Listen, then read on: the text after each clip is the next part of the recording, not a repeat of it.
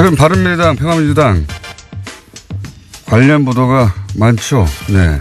그런데 바른미래당 소속으로 평화민주당 당직을 맡을 수 있다 해서 민주평화당이군요. 죄송합니다. 두 번이나 제가 잘못 말했습니다.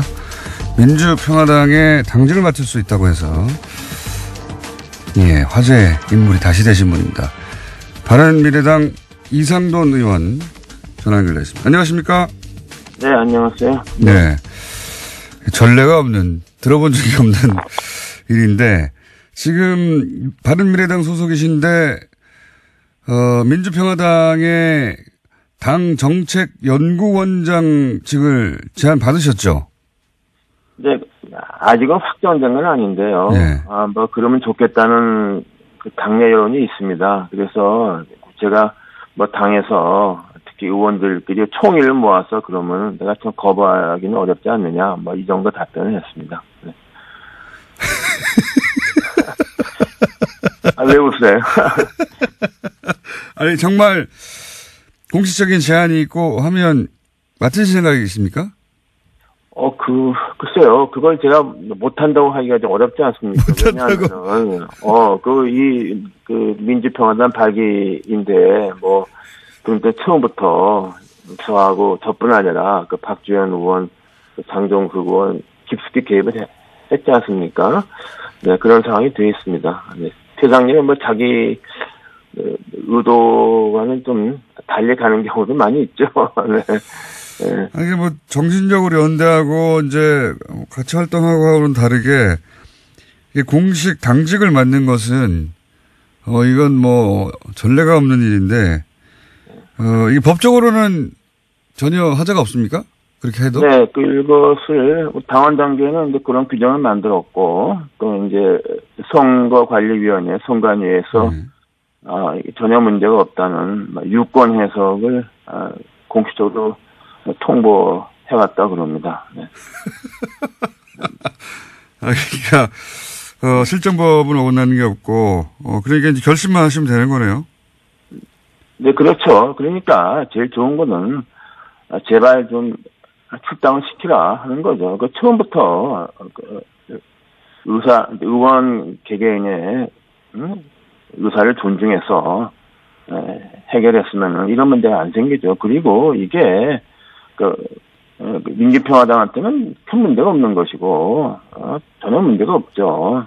바른미래당이 우습게 되는 거 아닙니까? 당 자체가 희화화돼 가고 있죠. 이게 이제 당연히 바른미래당에서는 해당형이라고 할 것이고, 비판이 있을 텐데. 그러니까 해당형이니까, 누가 해당형이 아니라 그럽니까? 해당형이니까 제명하지 하면 되지 않습니까? 어차피 나는 당원권 정지가 돼 있으니까, 제명을 하라. 근데 제명도 못 하면서, 이렇게 군소리가 많은지, 그냥 그게 더 답답하죠. 네. 네. 준법 투쟁을 하시는 거군요, 지금. 어쨌든. 준법이고 할 것도 없고, 제가 준법하는 것도 아니죠. 그쪽에서 볼 때는 완전히 해당형인데, 너희들 마음대로 하라. 제발 좀, 당도 우습게 돼가는 거죠. 그럼 거기서 한다는 말이, 기껏 한다는 말이, 비례대표 의원이 당의 자산이라고 그러는데, 이건 그러니까 제가 어저께 다른 방송에서, 이거 비례대표 의원을 갖다가, 정당 보조금 받는, 시험점 지급기를 보는 게 아니냐. 그거 할 말이 없지 않습니까? 제가 어떻게 그 당의 자산이 됩니까? 도움됩니까? 그 당에? 아니잖아요. 네. 알겠습니다. 혹시 더 나가서 지방선거 때 민주평화당 유세하시는 거 아닙니까? 혹시라도? 그럴 가능성도 배제할 수는 없죠. 그리고 그런 현재 선거법에 의해서는 그 후보가 같이 있으면은 연단에서 누구든 지분 요소를 할 수 있습니다. 그런데 이제 당정을 다른 데 갖고 있는 사람이 경쟁당, 상대방 당 후보를 지분 요새하면 그건 해당 행위가 되는 것이죠. 사실 2010년 4월 13일 그 총선 때 민주당 소속의 경남도의원 전현숙 씨가 당시 국민의당 후보를 지원했어요. 그래서 완전 해당 행위죠. 그럼에도 이제 제명, 비례대표 의원입니다. 탈당 못하죠.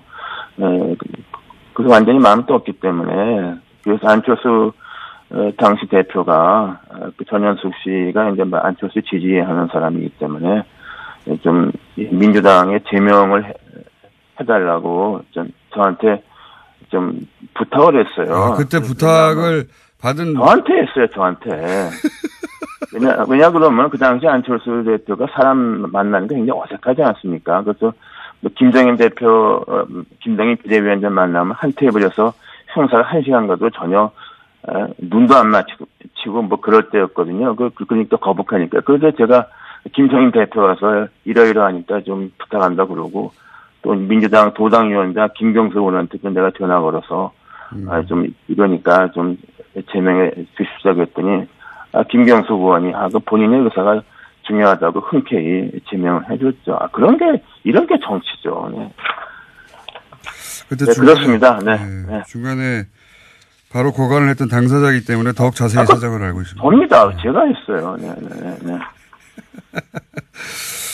그리고 이제 그 교섭단체 서명 날인할 때 지금 세 분 3인방 소위 지금 이상돈 의원과 함께 출당시켜달라고 하는 3인방 외에 박선숙 의원도 서명 날인을 안 한 것으로 알려졌는데 이건 확인이 안 됐죠 아직.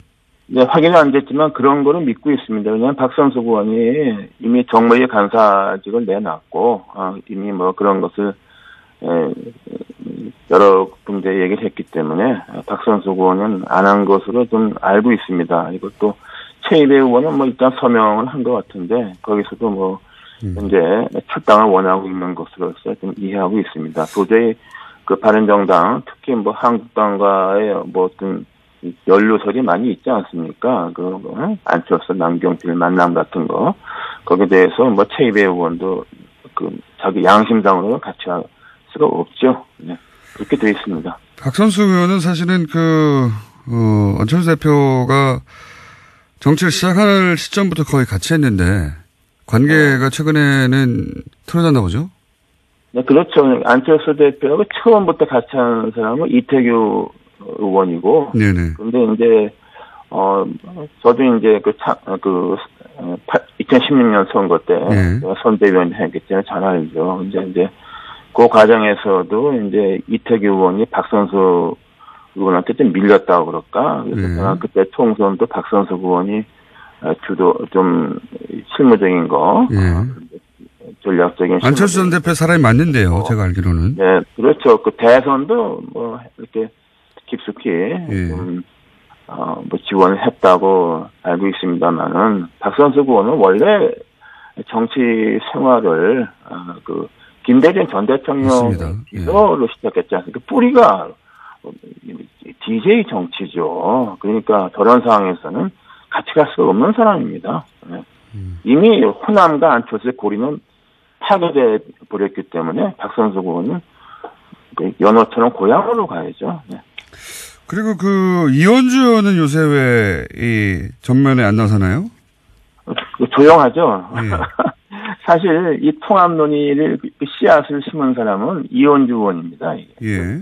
이현주 의원하고 하태경 의원이 통합 포럼에서 몇 번 하고 해다가 이제 오늘 아침에 벼랑간 안철수 대표와 유승민 대표가 만나서 시작이 됐는데, 근데 이제 이현주 의원은 이걸 할 때 뭐 저한테도 뭐 얘기하고 몇 사람한테 얘기하고 어차피 통합하게 되면 안철수 대표는 이제 그만둔다. 대표직 그만두고 지방선거 나가면 뭐 될 가능성이 있느냐. 그러면 이제 사실상 없는 거다. 그러니까 그렇게 생각을 했는데 뭐 그런 말이 이제 안철수 대표 쪽에 뭐 들어갔을 수도 있죠. 그게 뭐 비밀이 어디 있습니까? 그러니까 이제 좀 그래서 제가 그때 이현주 의원한테 너무 쉽게 생각한다. 첫 번째 통합이 어렵다. 왜냐하면 호남을 너무 쉽게 본다. 제가 아주 분명하게 얘기를 했어요. 그리고 또 하나는 안철수 대표를 너무 쉽게 본다. 왜냐하면 안철수 대표 뿐만 아니라 그 주변의 원내위원장들 세력도 지지하는 대표 당원들이 많지 않습니까? 사실 이번에 그 통합할 때, 말하자면, 국민의당에서 대표당원 중에서 호남 지지 대표당원들은 이미 다 떴고, 약 4,000명 정도의 고수당원을 갖고 가지 않습니까? 네? 유승민 쪽에서는 그 정도 당원이 없다고 봐야죠. 나 그래서 안철수 대표를 너무 쉽게 본다. 내가 그런 말을 한 적이 있습니다. 네. 그러면 이현주 의원은 안철수 전 대표의 눈밖에 난 겁니까? 글쎄요, 눈밖에 난 게 뭐지? 제가 알 수가 없지 않습니까? 눈속에 들어가 보질 않아서. 그런데, 외관으로 볼 때, 네. 통합의 주역이 뭐 최고위원도 안 됐으니까, 그럼 뭐가 있다고 봐야죠. 하나만 더 질문 드릴게요. 예. 지금 유승민 대표와 안철수 전 대표는 잘 지내고 있나요? 보도가 되는 거. 글쎄요. 근데 뭐 일단은 그게 이제 당 대표가 박주선 의원 부의장하고 공동 대표니까. 예. 뭐 나이나 뭐로 현재 부의장이니까 항상 언론에서는 박주선, 유승민 나오지 않습니까? 예. 이런 구도는 유승민 대표한테 완전히 안 좋죠. 제가 그래서 유승민 대표한테 이해웅 의원 통해서 여러 가지 상황 볼 때 난 이게 유 대표한테 좋은 게 아니다. 내가 그래서 경고를 한 적이 있습니다. 그리고 제가 말씀드린 게 마찬가지로 안철수 대표를 너무 쉽게 보는 것도 아니고, 그런데 거기다가 이제 박주선 부의장까지 공동대표가 되어 있으니까, 그래서 당이 저는 그렇게 잘 되지 않는다. 그리고 공동대표한 정당에 잘 간 적이 없고, 너무 이질적인 사람들이 모여있고, 그래서 저는 유승민 대표를 좀 아끼고 좋아하는 사람으로서 굉장히 잘못된 선택을 했다. 저는 이렇게 생각하고 있습니다. 네, 오늘 말씀 여기까지 듣고요. 예. 일단 그러니까 당직을 맡으실 것 같으네요. 네. 당직을 맡고 나시면. 제 뜻보다는 사람은 많은 경우에 자기 의사보다 좀 이렇게 자기가 흔쾌하게 동의하지는 않아도 해야 될 경우 있지 않습니까? 그렇게 생각하고 있습니다. 네. 네. 그때 정책연구위원장이 실제 되시면 다시 한번 연결하겠습니다. 오늘 말씀 감사합니다. 네네. 지금까지 민주평화당의 정책연구위원장이 될지도 모르는 바른미래당의 이상돈 의원이었습니다. 정치 구단주 민주평화당 박지원 전 대표, 현 의원, 초미의 관심이 되고 있는 의원님 스튜디오에 나오셨습니다. 안녕하십니까? 안녕합니다. 안녕합니다. 안녕합니다. 아니 못하신 거 아닙니까? 법적 조치 얘기 나오고 있는데. 다스는 누구 것입니까? 이명박 전 대통령 거죠. 예. 이제 맞았군요. 이제 맞았군요. 이 강용호 예. 다스 사장이 네. 어제 다스는 MB 것이다. 예. 이렇게 검찰에 진술했다는 보도가 있습니다. 그렇습니다. 네. 그걸 맞았어요. 일생 처음으로 맞힌 겁니다. 일생 처음으로 맞힌 겁니다. 자, 그러면은, 제가 거꾸로 질문 드리겠습니다. 안철수 전 대표가 주적 발언을 했습니까? 안 했습니까? 저는 모릅니다. 저는 모릅니다. 아니, 했다고 말씀하셨어요. 남경필, 네. 안철수. 네. 두 분이 만난 사실을. 만난 거는 사실인 것 같아요. 그 자체는 부인하지 않는 거 보니까. 그런데 일자를 또 저를 고발하면서 특정했더라고요. 네. 저는 그 일자를 특정한 것은 아니고. 그렇죠. 그 두 분으로부터 들은 분이. 네. 믿을 수 있는 분이. 네. 사회적 지위가 확실한 분이. 네. 저에게 그 두 분의 대화 내용을 설명해 준 거예요. 그러니까 이제 명예훼손 많이 당해보셨으니까 아실 거 아닙니까? 어떻게 네. 하면은 승소하는지. 그렇죠. 그런데 아직 안철수 대표는 그런 면에서 네. 여러 면에서 좀 부족하지만 아주 많이 부족한 것 같아요. 그리고 서울시장을 꿈꾸면서 네. 그런 거 가지고 법적 대응하고 고발한다고 하면은 만약 서울시장 당선될 리도 없지만은 당선되더라도 서울시민 매일 법적 조치 고발하다가 끝날 거예요. 그 내용을 보면 간단하게 혹시 모르시는 분들을 위해서 간략 요약하면 남경필, 안철수 두 분이 만났는데 대화 내용 중에 주적이 홍준표냐 문재인이냐 물었더니 안철수 전 대표가 문재인 대표다. 홍준표가 아니라 대표가 아니죠. 대통령이다. 이렇게 말을 했다는 게 주 내용입니다. 근데 이제 안철수 대표는 여기에 대해서 본인은 주적이라는 표현을 써본 적이 없다. 그러니까 안 만났다는 얘기는 안 했으니까 만나긴 만난 거죠. 예. 주적이라는 표현을 써본 적이 없다. 제가 분명히 얘기한 것은 안철수 대표에게 남경필 지사가 주적이 문모 민주당이냐, 예. 홍모 한국당이냐 이렇게 물었다겠지 저는 문재인 특정도 하지 않았습니다. 그렇기 때문에 또 문재인 대통령이 저를 고소할 확률도 많으니까 말씀 조심해 주십시오. 어떻게 됐든. 아니 거기에 대해서 문모라고 답을 했다는 거 아닙니까? 예, 그렇죠. 예. 예. 그런데 뭐. 그렇게 들으신 거죠? 이렇게 말하나 저렇게 말하나 똑같은데. 예. 예, 안철수 대표께서 자기는 주적이라는 말을 써본 적이 없다. 예. 남경필 지사는 자기는 주적이라는 말을 자주 쓰지 않는다. 그렇게 자주 쓰지 않는다. 네. 대한민국 정치인 국민들은 주적이라는 말을 자주 쓰는 사람도 없지만은 한 번도 안 써본 적도 없다 하는 것은 거짓말입니다. 그런데 당장에 그 SNS에 안철수 대표가 TV 토론에 나와서 우리의 주적은 누구냐라고 하니까 북한이다. 주적이라는 단어를 쓰더라고요. 근데 이제 그날 안 썼다는 얘기겠죠. 그날 안 썼다는 거겠죠. 그날. 그러니까 저는 썼는지 안 썼는지 모르겠어요.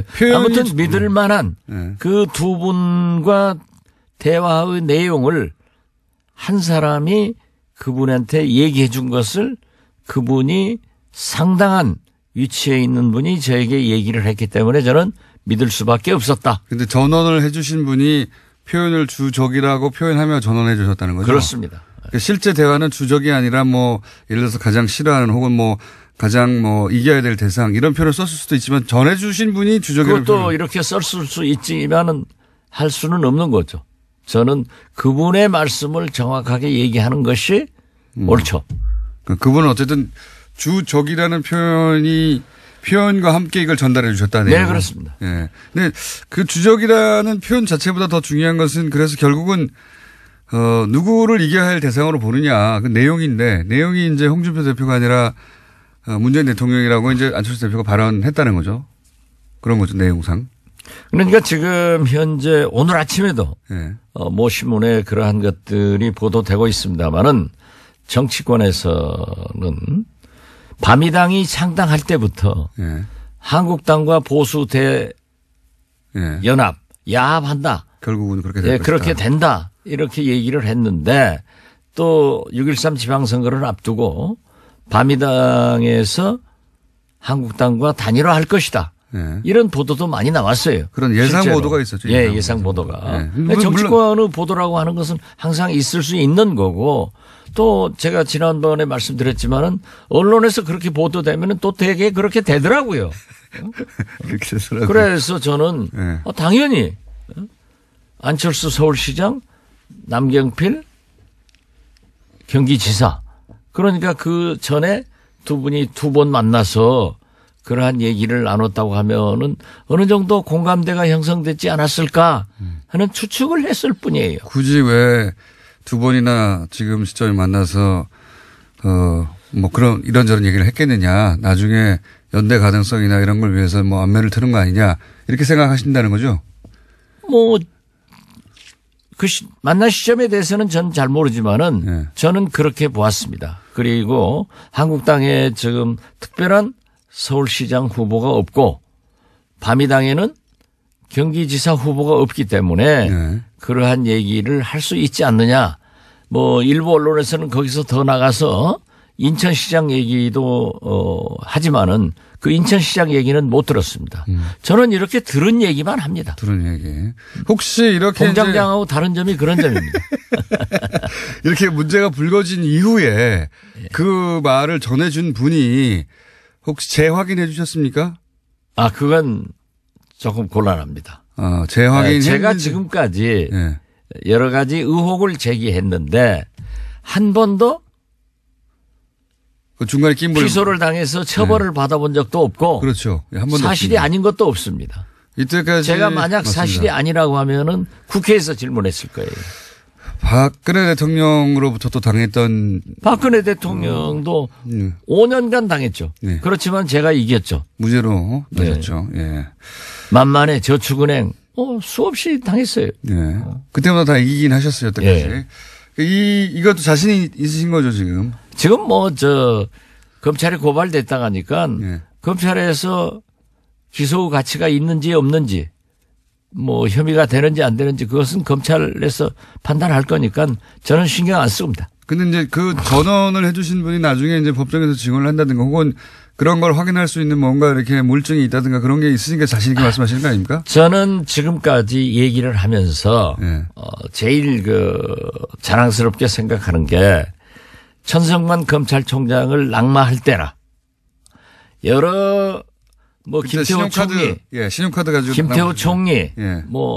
대법관 후보자들, 심지어 민간 사찰, 총리실 그러한 것도 배추 덩어리라도 하나 물증이 없는 것을 가지고 저는 얘기한 적이 없기 때문에 그렇게 과히 염려 안 해도 될 겁니다. 염려를 안 합니다 저는. 네. 오랜 세월 이런 일을 겪어오셨고 다 헤쳐오셨기 때문에 뭔가 있을 거라고 생각을 하고 있습니다. 좀 팔자에 좀 관제수가 있는 것만은 사실인 것 같아요. 근데 안철수 대표는 예를 들어서 주적 표현은 제쳐놓고 문재인 대통령에 대해서 사실 이제 라이벌이 아니잖아. 이쪽은 이제 대통령을 더 할 수도 없고 끝났는데 왜 이렇게 문재인 대통령에 대해서 아직도 그런 감정을 가지고 있을까? 언제부터 이게 시작된 겁니까? 본인이. 제가 쭉 얘기를 해보면은 문재인 후보에 대해서 양보한 이후. 거기서부터입니까? 거기서 그렇게 상당히 그런 생각을 가지고 있는 것 같아요. 5년 전부터. 사실 저도 문재인 대통령을 문모닝하면서 얼마나 공격을 했습니까? 그렇지만은 선거라고 하는 것은 과정에서 치열하게 하더라도 국민이 결정해서 결과가 나오면 승복해야 되고 또 대통령이 당선되면은 성공할 수 있도록 도와주고 잘못하는 것은 지적하는 것이 우리 야당의 할 일이기 때문에 저는 그렇게 개인적으로 그냥 털고 갑니다. 그런데 안철수 대표는 좀 꽁해가지고. 안 털립니까 그게? 안 털려요. 계속 그러는 거예요. 그 섭섭한 얘기만 자주 하더라고요. 또 고소하려나? 하도 고소를 좋아해가지고. 그분 서울시장이나 대통령 되면 안 된다니까요. 국민들 자꾸 고소하면 되겠어요? 국민들은 고소하겠습니까? 안 하겠죠. 그러니까 이제 어쨌든 내용상으로는 그렇기 때문에 여전히 보수 대연합이 어떤 식으로든 있긴 있을 것이라고 생각 계속 하시는 거고요. 그죠? 저는 그렇게 보고 있습니다. 하여튼 그리고 사실 서울시장 경기도지사를 바미당과 한국당이 단일화하면은 결코 민주당도 쉽게 봐서는 안 된다. 또 민주당 측 인사들하고 얘기를 해보면은 거기도 그러한 것에 대해서 이미 알고 있고 어느 정도 대비를 하고 있다. 그런데 지금 민주당은 너무 자신을 하는 것 같아요. 선거는 오만하면 집니다. 항상 하시는 말씀이죠. 네. 예.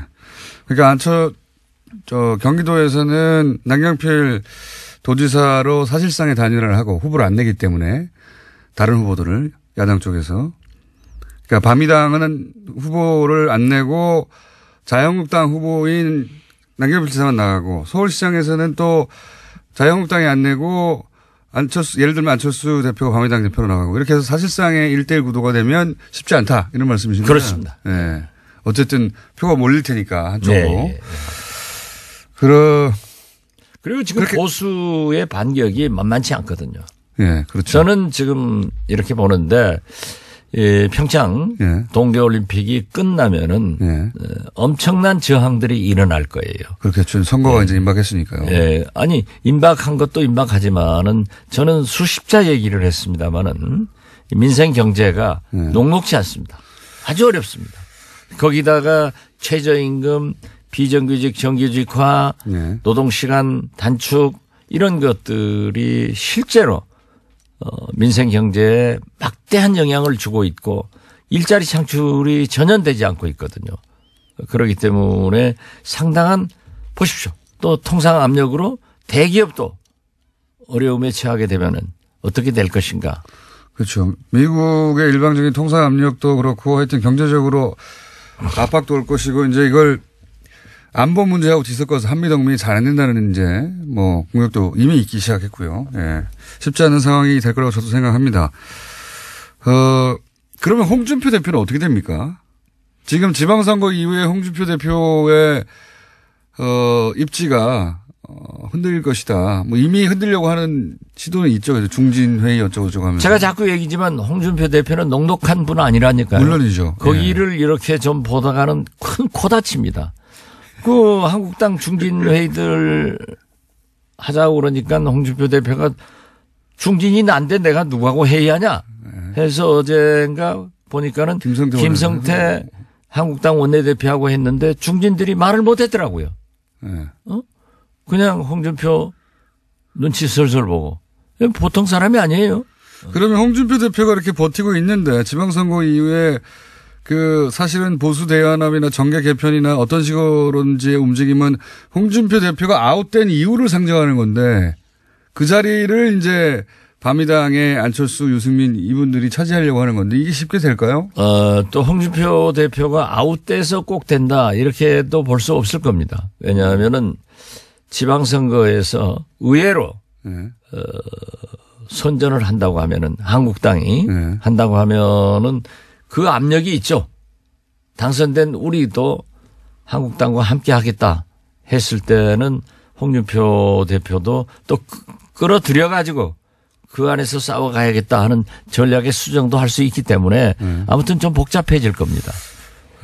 알겠습니다. 어쨌든 지방선거 이후에는 하여튼 뭔가 대파란 혹은 뭐 대정계 개편이 일기 일어날 것 같다. 이런 말씀이시죠. 네, 큰 신호판이 생길 것 같아요. 큰 판이 생길 것이다. 예. 대선 때보다 더 큰 판이 생길 수도 있겠습니다. 완전. 그래도 대선이 더 크죠. 이 박주현, 이상동, 장전숙 세 분 출당은 언제쯤 이루어질까요? 출당이 아예 안 이루어질 수도 있는 거 아닙니까? 세 분. 지금 현재는 좀 난감합니다. 네.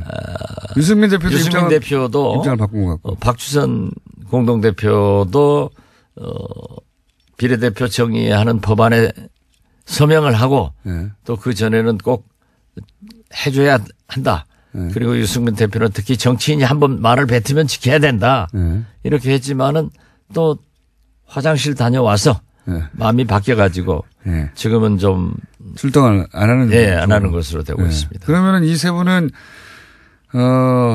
바미당 소속이지만 지금 다 민평당 쪽에 모임에 참여하고 있지 않습니까? 거기는 안 가고. 그렇습니다.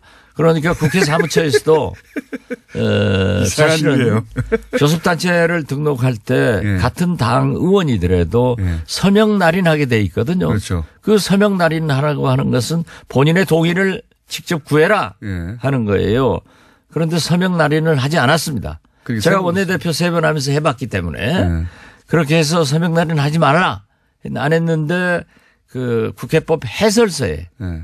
서명 날인 하지 않더라도 같은 당 소속이면 교섭단체로 본다 해서 바미당 국회의원은 30명이다 하고 사무처에서 얘기를 했지만 그것은 국회법을 편의적으로 해설해서 사무처의 해설서이지 법은 아니에요. 그렇죠. 그래서 우리가 가처분도 한번 신청해 볼 필요성이 있고 네. 또 헌법재판소에 제소도 한번 해볼 만하다 하는 것을 검토하고 있습니다.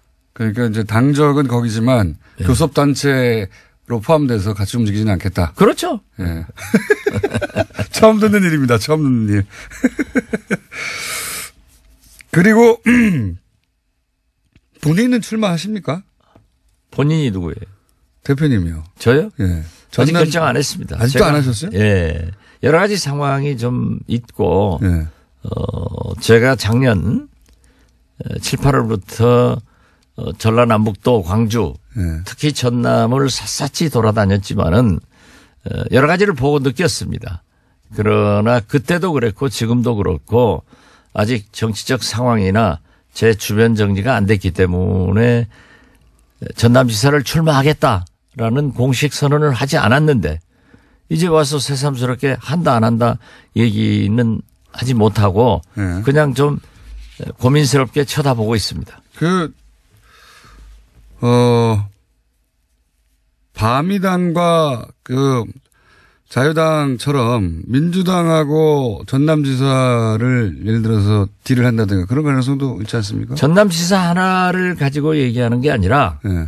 만약에 바미당과 네. 한국당이 그렇게 간다고 하면은 우리 민평당과 민주당도 한번 생각해 볼 만한 문제가 있지 않느냐 하는 얘기들을 책임 있는 지도부에서는 얘기를 하고 있지 않지만은 네. 그 의원들 간에 네. 335 그런 의견을 나누는 것은 사실입니다. 저쪽에서 저렇게 나온다면 우리도 그렇게 하자. 네. 예. 뭐 저쪽이 저렇게 하는데 우리라고 가만히 있을 수는 없지 않느냐 뭐 이런 이야기. 그렇습니다. 만약 문제의 관건은 서울시장과 경기도지사 아니에요? 네. 또 인천시장까지 수도권의 인구의 절반이 살고 있기 때문에 네. 그리고 항상 우리는 서울시장 중심으로 모든 걸 바라보지 않잖아요. 네. 눈이 와도 서울에 눈이 와야 문제가 되는 거지 지방에 눈이 오면은 그냥 9시 뉴스도 한번 말하고 지나가요. 비도 와도 그렇고. 그러니까 서울시장이 문제인데 서울시장이 만약에 그런 식으로 만들어졌다. 우리 진보 개혁 세력에서 분열이 돼 있고 네. 또 저 보수 세력에서는 뭉쳐가지고 있다고 하면은 다시 한번 생각해 볼 만한 여지가 있다. 이렇게 생각합니다. 네. 하긴 근데 지금까지 주장해왔던 다당제하고도 맞지 않는 거죠. 이건. 그렇죠. 네. 그러니까 바미당이 지금 그 안철수 대표가 주적 발언이 아픈 게 아니고 네. 지금까지 줄곧 주장해왔던 다당제를 또 주장해왔던 한국당하고는 절대 함께하지 않는다. 당신들은 청산의 대상이고 극복의 대상이다. 이렇게 했던 분들이 단일화 소리가 나오니까 그게 아픈 거예요. 그 아픔 때문에 그 말을 앞으로 못하게 하려고 저를 고발을 했지만은 저는 계속합니다. 아프게 하려고. 아프게 하려고. 예. 네. 저는 이미 얘기했잖아요. 나는 안철수라는 사람을 내 머릿속에서 지었다. 거의 요즘 안 하지 않았어요. 팩트가 나오니까 얘기를 했는데 그렇게 한다고 하면은 아직도 나의 충고가 필요하구나. 그래 충고를 해줘야죠. 안 하려고 했는데. 그 하면 뭐예요? 안철수 하면 뭐예요? 알겠습니다. 혹시 오늘 시간이 이미 지났는데 이거 말했었어야 되는데 안 하신 거 있습니까? 안 한 게 없습니다. 지금까지 정치 구단주 민주평화당 박지원 의원이었습니다. 감사합니다. 네, 감사합니다. 그것마저 알려주마. 네, 리얼미터 권수정 시장 나오셨습니다. 안녕하십니까? 안녕하십니까? 자, 대통령 지지율 올림픽 끝나가면 올라갈 거라고 말씀하셨는데 어떻습니까? 예, 많은 분들이 미국의 거센 통상 압력이라든지 GM이 철수 위협을 계속 하고 있죠. 이러한 부분들 때문에 보합세 아니면 떨어지리라고 예상을 했을 텐데요. 제가 숫자부터 먼저 불러드리겠습니다. 문재인 대통령의 긍정평가 지지율이 3.1%포인트 상승한 66.2% 나왔고요. 네. 부정평가는 20.6%포인트 하락한 28.9%가 나왔습니다. 더불어민주당이 6주 만에 50%대를 회복했습니다. 상당폭 올랐는데요. 4.6%포인트 상승한 50.5%. 반면 야사당은 일제히 나란히 좀 하락세를 보였는데요. 자유한국당의 이 한 주 만에 20%선 아래로 하락을 해서 1.8%포인트 하락한 19%. 바른미래당이 창당 한 주 만에 한 자릿수로 떨어졌습니다. 모든 지역과 계층에서 하락했는데요. 주중 집계로는 3.1%포인트 하락을 해서 7.4%가 나왔습니다. 이건 많이 떨어졌네요. 예, 특히 21일에는 그러니까 어제죠. 일간 집계로 6.5%가 나왔고요. 정의당이 4.9%, 민주평화당이 0.5%포인트 하락한 2.9%가 나왔습니다. 그렇군요. 대통령이 65% 넘은 게 좀 오랜만 아닙니까 이게? 네, 5주 만이죠. 지난 3주 동안 63%대, 그러니까 60%대 초중반에서 계속 3주 동안 이어졌는데요. 평양, 평창 나올 때부터 떨어지기 시작한 건데 이게. 맞습니다. 예. 근데 이제 설 연휴를 지나고 그리고 올림픽에 있어서 이제 여러 가지 금메달. 그러니까 대통령이 금메달 딴 거 아닌데. 예, 영향이 있을 거로 조금 이따 설명해 드릴 텐데요. 네. 영향이 있으려고 보입니다. 일단, 그건 좀 웃기긴 합니다, 항상. 네. 뭐 역대 항상 그렇긴 했어요. 대통령이 네네. 딴 게 아닌데 네네. 월드컵 경기 이기면 지지율 올라가고 뭐 이런 거. 잠깐 설명을 드리면은 올림픽 네. 효과라는 것이 여기 여론조사 그 전문가들이 많이 분석을 하고 있습니다. MB 때 2008년 베이징 올림픽이 있었죠. 네. 그때 무려 8월 2주차 리얼미터 기준으로 6.9%포인트가 상승했습니다. 그때 기억하실지 모르겠지만 쇠고기 파동 네, 네. 오히려 상당히 많이 5월 그렇게 치면은 많이 오른 것도 아니네요. 네. 그 DJ 같은 경우도 이제 2002년 월드컵 때. 예. 뭐 아들 문제라든지 상당 부분들 그때 겹쳐 있었는데 또 상당폭 상승을 했었고요. 네.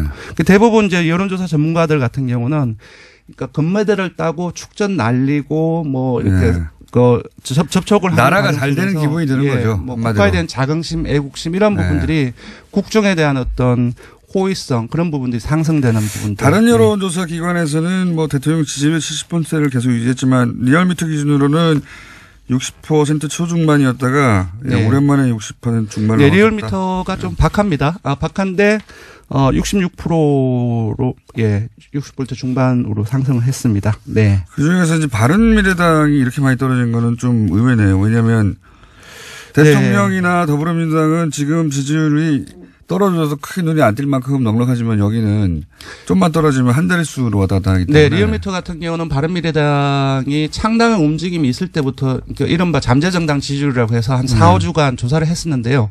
그때도 한 번을 제외하고는 전부 다 10% 선을 유지를 했고 또 10% 초중반에 나왔었는데요. 지난주 창당한 그 당일 당의 주 같은 경우도 10% 초반에 나왔는데 설 연휴 지나는 과정 속에서 7.4%가 나왔습니다. 상당폭 떨어진 거고요. 많이 떨어진 거죠. 예, 아무래도 이제 창당 그 컨벤션 효과가 아주 오래 전부터 창당한다는 얘기가 있었고 그 과정 속에서 이제 내부적인 어떤 갈등 그런 부분들이 증폭되는 과정 속에서 시너지 효과가 거의 나타나지 않은 것으로 볼 수 있을 것 주중 같습니다. 통계니까. 네. 그러니까 제일 궁금한 건 저는 어제예요. 어제 항상 수요일 네. 기준으로는 바른미래당은 어떻습니까? 예, 바른미래당이 전반적으로 일간 기준으로도 하락세를 보이고 있는데 어제 기준은 6.5%까지 떨어졌습니다. 이거는 통합하기 전에 각 당의 지지율. 맞습니다. 네. 통합이죠. 국민의당이라든지 그 바른정당에 좀 잘 나올 때의 지지율과 네. 거의 비슷한 수치입니다. 시너지가 나는 게 아니고. 네네. 당황스럽겠네요. 바른미래당은 너무 네. 빨리 떨어졌는데. 그렇습니다. 자, 그리고 네. 넘어가기 전에 민주평화당하고 네. 바른미래당의 호남 지지율 어떻습니까? 호남만 따로. 여기는 예. 이제 호남에서 지금 경쟁하고 있으니까. 예, 아무래도 서로 경쟁 정당이다 보니 호남 쪽에서 관심이 있을 수 있는데요. 지금 보면은 바른미래당이 4.9%가 나왔고요. 호남에서요? 그렇습니다. 민주평화당이 7.6%가 나왔습니다. 호남에서는 뒤집어져 있네요. 이게. 둘 다 한 자릿수이긴 하지만 워낙 지지율이 낮은 속에서의 그 폭도를 보면 상당폭 차이가 난다고 할 수 있고요. 광주 전라에서는 기본적으로 그 설 연휴 지나면서 민주당으로 결집이 상당히 좀 지속되고 있다. 66%가 나왔습니다. 민주당 같은 경우는. 알겠습니다. 네. 바른미래당이 적어도 호남에서 민주평화당과 경쟁한다고 말하기에는 지금 아무래도 추세가 나쁘네요. 예, 아마 계속 가는 과정 속에서 좀 이러한 지지율 양상이 계속 지속되지 않을까 그렇게 예상합니다. 조사 기간은요? 예. 이번 주 중은 TBS 의뢰로 이번 주 19일부터 21일까지 전국 19세 이상 1,504명을 대상으로 했습니다. 유무선 전화면접 자동도 혼용 방식으로 실시했고 표본의 수출은 95% 신뢰 수준 플러스 마이너스 2.5%포인트, 응답률은 5.7%였습니다. 알겠습니다. 자, 오늘 그것마저 알려주마는 이제 GM 정부 지원이네요. 예. 상당한 논란이 되고 있습니다. 근데 저는 네. 이거 이제 듣기 전에 원래 이런 건 보수가 더 싫어하는 거예요. 그렇습니다. 예. 이게 한국 자유한국당이 좀 잘못 잡았어요. 네. 이 통상이나 또는 그 외국계 기업들이 뭔가 요구할 때 굉장히 싫어합니다, 우리가. 이런 거. 네. GM 미국 기업이라 하더라도 네. 그 보수 정치인들을 기반한 일반적인 보수 성향을 가진 시민들은 이거 싫어해요. 네. 오히려 그 지원을 절대 하지 말라는 쪽이 보수가 더 많을걸요? 그렇지 않나요? 맞습니다. 그럴 줄 알았어, 내가. 그게 맞아요. 그러니까 지금 자유한국당은 그게 미국이라는 생각에 예. 한미동맹이라는 단어에 사로잡혀 있는데 네. 본인들이 기반한 그 지지층의 정서는 안 그래요. 그 돈 뺏기는 거 아니야. 이렇게. 네, 쓸데없는 돈 쓰는 거 아니야. 예. 요즘 정말로 모든 사설이라든지 언론에서 이 문제가 상당히 많이 나오고 있고 국민들도 이제 대량 실업 위기 그런 부분들이 느껴지고 있기 때문에 되게 걱정을 많이 하고 있습니다. 그럼에도 불구하고 돈 그냥 주는 거 싫어해요. 예. 특히 이제 복지 문제에서 그렇게 많이 나타나는데 퍼주기라든지 국가 세금 이 부분들은 상당히 민감한 그 사실이고 그래서 어떻게 나올지도 저도 궁금을 했는데요. 네. GM이 세금과 감면과 함께 공적 자금을 네. 이제 지원을 사실상 이제 요청을 하고 있는 걸로 나왔죠. 그래서 선택지를 이렇게 물었습니다.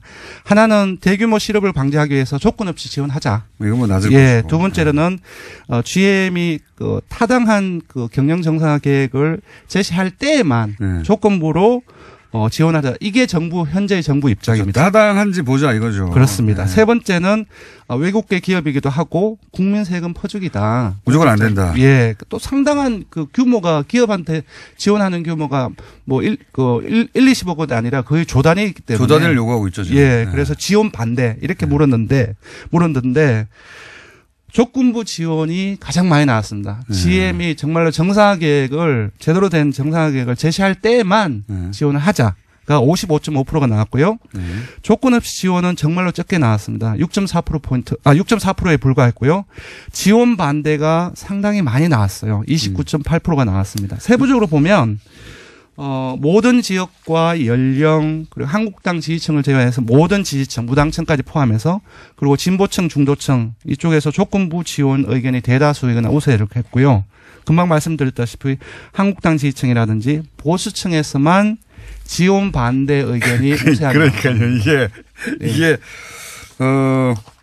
저는 이렇게 나올 줄 알았어요. 이분들의 성향이 네. 아니 그 외국계 기업에 세금 들어가는 거 아니야. 그건 퍼주기 아니야. 이거 네. 상대적으로 싫어하는 거거든요. 네, 보수층이 기본적으로 국가의 역할 자체를 좁게 잡고 있고 또 여기에서는 그 사실상 좀 군산공장 호남 쪽의 부분들 타격이 직접적으로 가리라는 부분들도 있는 것 같습니다. 어쨌든 여론 자체는 기본적으로 대량 실업 문제에 상당히 좀 고심을 하고 있다. 국민들도. 저는 정부가 GM 문제에 대해서 네. 단호하게 나가도 된다고 봅니다. 네. 여론이 결코 지방선거가 앞에 있지만 불리하지 않아요. 네, 네. 그리고 GM이 지금 제시한 방안들이 그렇게 무슨 합리적이지 않거든요. 그렇습니다. 지금 현재까지 나온 것만 우리나라뿐만 아니라 호주, 스웨덴, 노르웨이라든지 영국, 영국 이런 곳에서 전부 다 이렇게 치고 빠지기가 이렇게 누적되어 왔는 상황이기 때문에 국민들의 감정도 상당히 나쁩니다. 네. 그러니까요. 그게 너무 명백하기 때문에 정부가 끌려갈 필요가 없습니다. 이 사안. 그렇습니다. 예. 네. 여기까지 하겠습니다. 지금까지 리얼미터 권순정 실장이었습니다. 자, 4개월 앞으로 지방선거가 남았습니다. 예, 이번 지방선거는 6월 13일 있습니다. 보통 이제 설이 끝나면 혹은 뭐 명절, 큰 명절이 끝나고 나면 명절 여론조사를 하죠. 예, 아직 그 결과는 안 나왔을 텐데 미리 한번 짚어보겠습니다. 박시영 윈지코리아 부대표 나오셨습니다. 안녕하십니까? 네, 반갑습니다. 박시영입니다. 배종찬 리서치 본부장 나오셨습니다. 안녕하십니까? 안녕하십니까? 예. 지난번 둘이 나오셨을 때 첫 번째 굉장히 반응이 좋았고요. 두 번째 나오셨을 때 이 코너 사라지겠구나 했는데 또 연락이 없으셔가지고 사라진 줄 알았습니다. 네. 명절 직후에 또 이런 거 한 번씩 하니까. 네. 예. 아이고 죄송합니다. 제가 잘못했네요. 우리가 사라지지는 않는 거죠. 네. 자, 한번 짚어볼까요? 물론 뭐 4개월이면 아직 많이 남았어요. 예, 많이 남았고, 올림픽도 아직 안 끝났고, 올림픽으로 인한, 여론이 어떻게 될지도 아직 뭐 확연히 드러나지는 않는데. 네. 지금 현재 기준으로 한번 짚어보죠. 우선 지방선거를 좌지우지할 변수들이 뭐가 있을까? 한번 짚어보겠습니다. 박 대표님. 네. 예. 부대표 빼고 그냥 대표로 할게요. 발음이 힘들어가지고. 예. 배 부장님이라고 할게요, 그냥. 네, 알겠습니다. 본부장이 좀 더 높긴 한데, 네. 예. 감수하겠습니다. 네. 예. 그렇게 짧게 해야지, 이게. 네네. 자, 박 대표님 보시기에 변수는 뭐가 있습니까? 저는 한 5가지 정도 보는데요. 5가지나 있습니까? 네. 네. 왜냐하면 남북관계에 당연히 변수가 있고요. 네. 그 다음에 개헌 변수가 있고, 그 다음에 이제 그 최저임금이나 이런 경제 이슈가 있는데 거기에 덧붙여서 두 가지 변수 더 있는 것 같아요. 뭐냐면 하나는 반부패 전선이 여전히 유지될 것 같다. 그러니까 MB 수사 문제 이어서 또 생활적 폐해가 많이 나타나고 있지 않습니까? 채용 비리, 갑질 논란 이런 등등이 이어져서 반부패 전선, 공정사회 이 부분이 있을 것 같고요. 또 다른 한 가지는 가짜 뉴스가 굉장히 횡행하거든요. 그래서 이제 실제로 그 파괴력이 이번 설 민심에서 상당히 확인이 됐는데 이 부분에 대한 대처 이것도 큰 변수 중에 하나라고 보여집니다. 이게 이제 그 20, 40대 혹은 50대까지도 잘 느끼지 못해요. 가짜뉴스 하는데 포털에 뭐 가짜뉴스가 막 있는 게 아니거든요. 근데 이제 나이가 좀 있으시면 60대 이상 되시면 본인의 카톡으로 끊임없이 뭐가 날라옵니다. 네. 네. 끊임없이 뭐가 날라오는데 출처를 알 수 없는. 근데 예를 들면 그 고려 연방제를 곧 할 거다라든지 읽고 있으면 야, 이거 말도 안 되는 소리를 뭐 이런 소리를 뿌리고 있어 하는데 그런 뉴스가 끊임없이 날라오거든요. 네. 북한에 뭐 이번에 내려왔는데 뭐 몇십 조를 준다고 퍼졌다. 했다더라. 뭐 이런 식의. 그거가 굉장히 형식을 갖춘 네. 뉴스의 꼴을 갖추고 막 퍼져요. 네. 저희 왜 그냥 냅두나 모르겠어요. 네, 저희 집안 식구들도 모였는데 그 얘기 나오더라고요. 그런 걸 받아봤다고. 네. 60대 막 들어선 누님께서 그 얘기를 해서 저희 페이스북에 친구들 이야기도 들어보니까 민심 얘기 들어보니까. 아니 60대들하고 친하세요? 아니 뭐 그 나이 때는 아니지만 그 누님들 얘기를 들어보면 곧 실제로 60대 예. 네. 네, 곧 60대. 네. 아닙니다. 50대까지만 들어서신 거 아니에요? 예, 50대 후반부터 60대에 상당히 많이 이번에 퍼져 있다. 특히 영남권에 굉장히 유포가 많이 된 것으로 확인됐습니다. 이거 이제 경찰에서 저는 단속해야 된다고 보는데 한두 번이 아니라 끊임없이 지속적으로 업그레이드 해가며 그때그때 사안에 따라 누가 의도적으로 뿌리는 거거든요, 이거. 그렇죠. 네. 근데 어쨌든, 그 이하 연령대는 뭐 가짜뉴스가 있다고 그래. 뭐 게시판에서 가끔 그런 거 누가 믿어 하는데 그게 아니라 본인의 개인 카톡으로 계속 옵니다, 이게. 이게 이제 어르신분들이 새로운 어떤 의사소통 수단으로 뭐 단톡, SNS 이런 걸 이제 이용하기 시작했다라고 볼 수 있는 부분이고 사실 근거가 없는 뉴스가 근거요? 예, 근거. 네. 전파된다는 것은 근거 말고요? 네. 너그러운 명절 민심으로 좀 이해를 해 주시고. 네. 근데 최근에 관련된 조사가 있었는데 우리나라에도 이제는 뉴스를 고지고대로 믿지 않는다 그런 여론도 있거든요. 맞습니다. 그건. 그런 만큼 우리나라가 이웃 일본하고 비교한 조사도 있었는데 우리가 그래도 좀 더 긍정적인 것은 근거를 반드시 확인하더라고요. 근데 이 근거가 젊은 세대들은 네. 젊은 세대는 그렇다고 네. 치고요. 이제 미국 그 대선 때도 네. 보면 이 가짜 뉴스가 엄청난 기여를 했다라고 하지 않습니까? 네. 네. 그러니까 그런 사례를 확인하면서 이런 뉴스로 이득을 보는 쪽에서 이걸 조직적으로 만드는 게 아니냐. 저도 이제 본 적이 있어요. 보면 아 이거 말도 안 되는데 누가 믿나. 고려 연방제가 곧 실시된다든가 사회주의 국가가 우리가 곧 된다든가 뭐 이런 네. 얘기거든요. 네. 북한 이제 우리나라가 이제 북한이 넘어간다는 거예요. 한마디로 말해서. 예. 그런 뉴스를 이걸 누가 믿을까 하는데 끊임없이 보냅니다. 끊임없이. 이런 게 있을 거예요. 지금 지방선거를 앞두고 남북 관계도 주요한 변수가 되고 있는데 그런 이 북한과 관련된 내용들이 실제로는 이 보수층을 또 뭉치게 하는 효과도 있거든요. 그런 전략적인 부분도 노린 거 아니냐. 그렇죠. 이번에 그렇죠. 이제 네. 평양올림픽이라는 프레임을 씌웠지 않습니까? 네. 어쨌든 북한에서 대대적으로 참여를 했고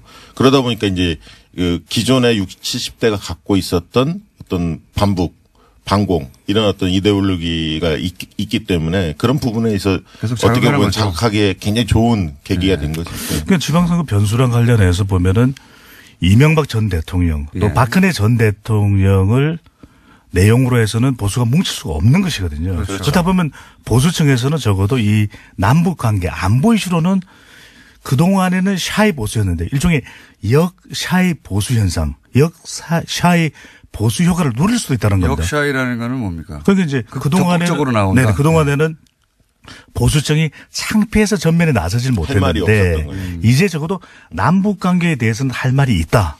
그런 것이거든요. 네. 그래서 이번에 설 민심 재밌는 특징이 뭐냐면 잠잠했다는 겁니다. 정치 얘기가 별로 없었다는 거예요. 그러니까 평소 어른들이 주도하거든요. 네, 어른들이 주도하는데 어른들이 조용했다는 거죠. 할 말이 별로 없었고 또 평창 올림픽이 있었기 때문에 이번에는 아무튼 좀 조용히 보냈다. 이게 그리고 이제 남북 간의 대화나 또는 방문 뭐 이런 이야기가 앞으로 계속 나올 텐데 지금 추세로 봐서는 여기에 이것이 혹시 지방선거에 보수 입장에서 악재로 작용할 수 있으니까 이런 카톡은 더욱 기승을 부릴 수 있다. 그렇죠. 네. 그렇죠. 누군지는 모르겠지만 아주 조직적으로 하고 있어요. 이 가짜 뉴스는 진짜 건절돼야 되는 게 지난 미국 대선에서도 보면 프란치스코 교황이 트럼프 후보를 지지했다. 이런 게 뉴스로 나왔거든요. 트럼프를 지지했다는 걸 교황한테 물어볼 수 있는 사람이 누가 있습니까 대체. 확인이 불가능한 뉴스잖아요. 그러니까 이렇게 되면 사람들은 또 뭐 믿어버리는 경우가 생기는 것이거든요. 네. 믿는 사람이 생기죠. 예. 자, 그렇게 변수 중에 뭐 남북 이슈라든가 또는 뭐 최저임금 같은 경제 이슈라든가 또 뭐 채용 비리 같은 거 뭐 그리고 이제 MB 박근혜 전 대통령의 적폐 라인, 네. 적폐 전선 이런 것들이 있는데 나머지는 예측 가능한데 이 남북 이슈는 이런 가짜 뉴스나 네. 또는 20대도 뭐 일정 정도 보수화된 네. 측면이 있거든요. 네. 이게 어떻게 튈지 모르고 요거는 아마 공략 대상이 될 것이다. 네, 계속해서. 그렇습니다. 근데 남북 관계가 지방선거의 결정적 이슈가 될 수 있냐면은 이 부분에 대해서는 조금 의견을 달리하는 것이 아, 그렇군요. 또 대통령의 남북 관련 정책에 대해서는 잘한다는 그런 여론조사 결과가 나오거든요. 예. 그러니까 특정 이슈에 대해서는 보수층이 뭉칠 수 있는 계기, 발판이 될 수 있겠지만 전반적으로는 어느 한쪽으로만 이념적으로 쏠려서 가지는 않을 가능성이 크기 때문에 남북 관계가 중요한 변수임에는 틀림없지만 결정적 원샷이 되기는 아직까지는 좀 시기상조가 아닌가라는 그럼 여론조사 분석이 가능한 가능합니다. 변수는 네. 뭡니까? 가장 큰 변수는 그거 같습니다.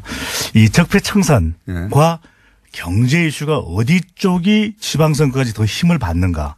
그럼에도 불구하고 이 뭐 적폐청산 필요감 이런 이야기가 나옴에도 불구하고 여전히 적폐청산 과제가 필요하다라고 국민들은 공감하고 그렇죠. 있는 것이거든요. 아직 그리고 필요감 못 느껴요. 저는. 그럼요. 네. 또 이제 MB가 살려줬죠 다시. 경제 이슈와 관련해서는 물론 이것이 중요한 이슈가 되기는 하지만 그렇다고 해서 이것만 가지고서 지방선거의 후보자를 선택하지는 알겠습니다. 않기 때문에 저는 적폐청산 모드와 경제 이슈 이 경쟁하는 구조가 될 걸로 이번에 보입니다. 개헌과 관련해서 개헌은?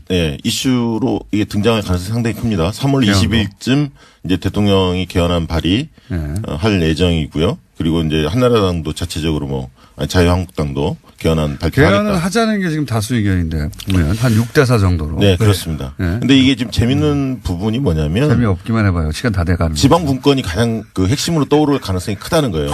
기본권은 서로 재밌어지는 거예요 지금? 아니 기본권은 기본이고 네. 지방 분권이 왜 중요하냐면 지방 선거에 있어서 지방을 살리려는 세력 대 그렇지 않은 세력과의 이 대결 구도가 형성될 가능성이 상당히 크다는 거예요. 이거 정말 재밌는데요. 네. 코너가 살기 위해서 서로 재밌어해주는, 예. 말도 안 되는 소리들. 여론조사를 보면 개헌에 대한 시각이 분명해지는 것이 필요하다고 생각합니다. 국민들도. 그렇죠, 근데 그렇죠. 문제는 이것이 시급하냐. 네. 다른 게 더 급한데 또 개헌의 내용을 또 정확하게는 모르는 것이 또 국민이거든요. 그렇죠. 그리고 또 일부 여론조사 보면 보기 문항에 문제가 있어요. 무리해서 개헌할 필요가 없다. 무리라는 표현을 쓰거든요. 이번 지방선거 때 그거는 같이 이제 하는. 보수 쪽에서 의뢰한, 약간 그런 어떤 문항들이 있는 여론조사도 봤는데 그건 좀 문제가 있죠. 예, 네. 무리해서 좋은 게 아무것도 없거든요. 이 그렇죠. 세상에. 네. 예. 좀 무리하신 것 같아요. 말도 안 되는 개그를 막 던지시고. 네. 절박감이 느껴집니다. 코너가 살아야 한다는. 그러니까요. 네. 자, 여기까지 하고 앞으로 이제 두 분 코너가 재밌으면 계속 나오실 거니까요. 자, 이 구체적으로 들어가 볼게요. 지금 시간이 5분밖에 안 남아가지고 1분 이내로 딱딱딱 짚어야 됩니다. 네. 자, 제일 큰 지역 서울. 서울은 뭡니까? 관전 포인트가. 안철수가 등판하느냐 안 하느냐. 네. 이게 가장 큰 등판한다면 한다고 봅니다. 저는. 이렇게 한다면 결과는? 한다면 정치 전선이 강화되는 거죠. 정치 싸움이 큰 판으로 벌어집니다. 그래서 안철수 대표가 한다 안 한다가 큰 이슈라고 하면 네. 하면 결과는 어떻게? 결과는 안철수가 당연히 지는데 문제는 어떻게 지느냐. 민주당의 변수가 생긴다는 거죠. 왜냐하면 박원순과 안철수의 효과가 강화될 수도 있고요. 한편으로 정치 전선이 강화되기 때문에 새로운 다크호스가 부상할 가능성도 있다는 거죠. 지긴 지는데 민주당의 후보 구도가 변할 수 있다. 네. 지금 당락을 이야기한 건 좀 너무 섣부른 것 같고요. 중요한 것은 이제 안철수 전 대표가 나가느냐 마느냐 본인의 어떤 정치적인 미래를 생각한다면 출마합니까 안 합니까? 예, 출마합니다. 하면 어떻게 됩니까? 가능성이 높다는 말씀드리고 근데 출마하게 될 때 저는 당락을 예단하는 것은 물론 섣부르긴 한데 쉽지는 않다는 겁니다. 그만큼 지금 이제 환경 자체가 바른미래당의 안철수 전 대표가 당선되기는 어려운데 하지만 중요한 것은 얼마나 득표하느냐가 또 중요한 것이거든요. 얼마나 득표할 거라고 보십니까? 글쎄요. 그래도 저는 이것이 실제 출마를 하면 우리 지금의 여론조사와는 다르게 상당히 또 건접전을 펼칠 가능성 분명히 있어 보입니다. 그럼 자유한국당 쪽에서는 후보가 누군가 나올 텐데 표를 서로 갈라먹지 않을까요? 저는 연대할 가능성이 있다고 봅니다. 연대한다? 예. 자유한국당과 그러면 그걸 좀 여기서 예를 들면 확대해서 자유한국당과 바른미래당이 지역별로 연대할 수도 있다? 저는 선택적으로 가능하다고 보는 편입니다. 그러니까 전면적인 게 아니라 제한적으로 일부 지역에 한해서. 그렇군요. 예. 어렵다고 보여지는데 그런 가장 큰 이유가 이 지방선거는 바른미래당이 정치적으로 또 안착해야 되는 또 중요한 계기거든요. 그런데 한국당 이념적 성향이 다른 한국당과 합칠 경우에 지지층이 과연 더 외연이 확대될 수 있냐 어렵다고 보여요. 지금 바른미래당의 지지층의 핵심은 네. 보수입니다. 중도 보수가 아니에요. 바른미래당의 지지층이 정책적 사안에 대해서 보이는 태도를 분석해 보면 굉장히 보수적입니다. 네. 바른미래당은 사실상 보수로 국민의당의 안철수 후보가 통합하면서 그 과정에서 확 보수 쪽으로 가가지고 보수 지지층에 기반둔 거 아닙니까 이제? 근데 선거라는 것은 당의 정체성이 또 고추 세워지는 매우 중요한 시기거든요. 그런데 연대하기보다는 오히려 지지층은 그대로 가라는 연대보다는 그대로 가라는 이야기를 많이 할 수밖에 없는 게. 의견이 갈렸고. 자, 그러면 PK는요. PK 가능성은. PK는 결국은 이제 여기서 소위 민주당 약진하느냐 마느냐의 문제잖아요. 민주당이 저는 상당히 약진할 거라고 보는데 지금 PK 민심의 핵심 중에 하나가 경남에서 기초단체장 3명이 그 자유한국당을 탈당해서 민주당 입당했거든요. 분위기 안 좋다 보니까. 예. 그리고 또 김경수 등판이 거의 확실시 되는 분위기인 것 같습니다. 예. 그렇다면 경남 선거가 굉장히 뜨거워질 거고 또 부산 선거하고 또 연계가 되는데 저는 부산 경남 원사이드는 없다고 봅니다. 박빙 선거로 가는데 그런 측면에서 그래도 과거보다는 훨씬 더 가능성이 높아졌다. 민주당 어떻게 평가하십니까, 본부장님? 네. 박시영 부대표시죠. 부대표 말씀하시는데 저는 공감을 하고. 공감하면 넘어가죠, 그럼. 네. TK는요, TK. 공감 안 하는 부분. TK는 김부겸 장관이 그 대구시장에 출마 안 할 것으로 거의 알려지고 있는데요. 그런 측면에서는 과거보다는 약진은 하겠지만 결국 자유한국당이 석권을 하리라고 봅니다. 어떻게 보십니까? 저도 이제 공감하면 넘어가고요. 네, 넘어가겠습니다. 네. 자, 호남이요, 호남. 호남 어떻습니까? 호남은 민주당, 민평당, 뭐 바른미래당까지 있는데 바른미래당의 3파전의 한 축이 될까는 싶고 민주당, 민평당의 양강구도 아닙니까 사실? 그렇죠. 네. 그렇게 봐야 하는데요. 광역 단위는 민주당이 상당히 우세할 것으로 보여지는데 기초단체장의 경우에는 현직이 그 민주평화당 소속인 그 현직 광역은 민주, 예, 기초는 평화, 접전이 있을 가능성이 크다. 어떻게 보십니까? 공감합니다. 네. 오늘 이제 방송 너무 날로 먹는 건데. 박시영 부대표, 배종찬 본부장이었습니다. 감사합니다.